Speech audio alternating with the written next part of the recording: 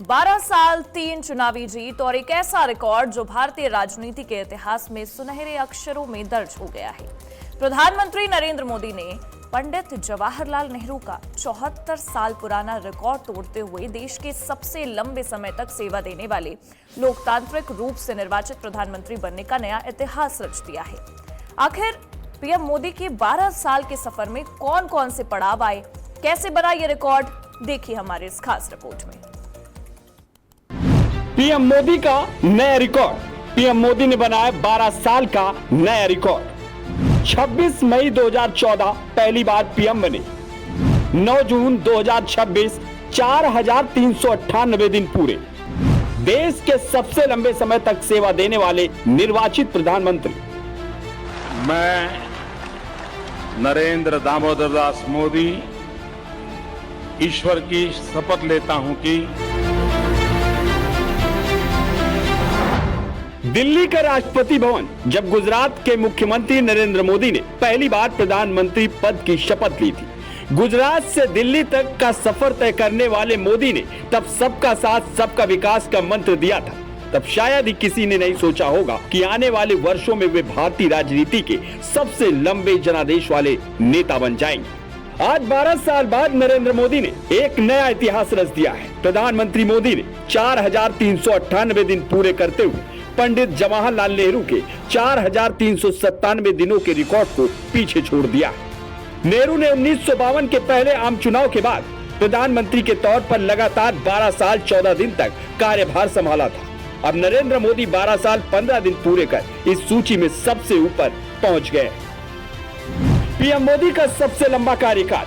नरेंद्र मोदी 4398 दिन, जवाहरलाल नेहरू 4397 दिन।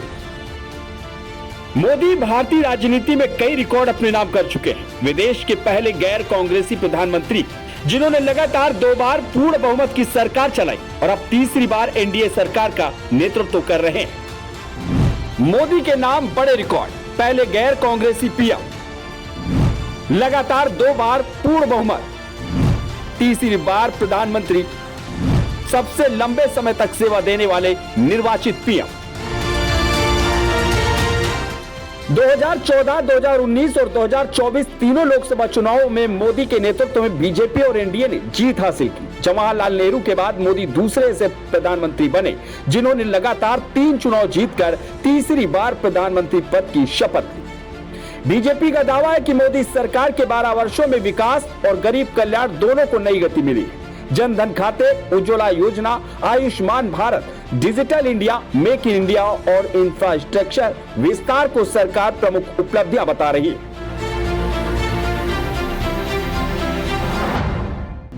बारह साल की प्रमुख उपलब्धियां: 80 करोड़ लोगों को मुफ्त राशन, 4 करोड़ से ज्यादा पक्के घर, 10 करोड़ प्लस उज्ज्वला कनेक्शन, 50 करोड़ लोगों को स्वास्थ्य बीमा, 140 प्लस वंदे भारत ट्रेनें, 90 प्लस नए एयरपोर्ट।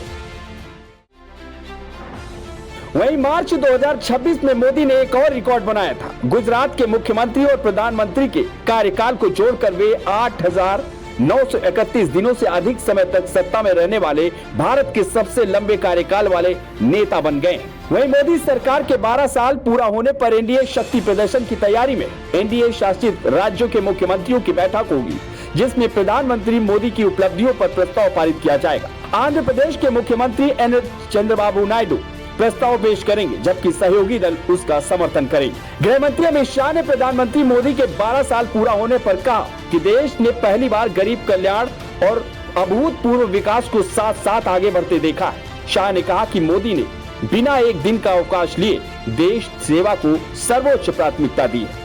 लंबे समय के बाद जब देश का इतिहास लिखा जाएगा, बहुत महत्वपूर्ण दिन में गिना जाएगा। आज प्रधानमंत्री नरेंद्र मोदी जी ने सातत्यपूर्ण शासन के प्रधानमंत्री काल के 12 साल पूरे करने का ये अवसर है। मतलब आज एक और महत्वपूर्ण घटना है। माननीय प्रधानमंत्री जी मोदी जी प्रधानमंत्री के रूप में लगातार चुने हुए प्रधानमंत्री के रूप में 4,398 दिन का कार्यकाल आज पूरा करेंगे और कल श्री जवाहरलाल नेहरू जी के रिकॉर्ड को तोड़कर इसको पार करेंगे।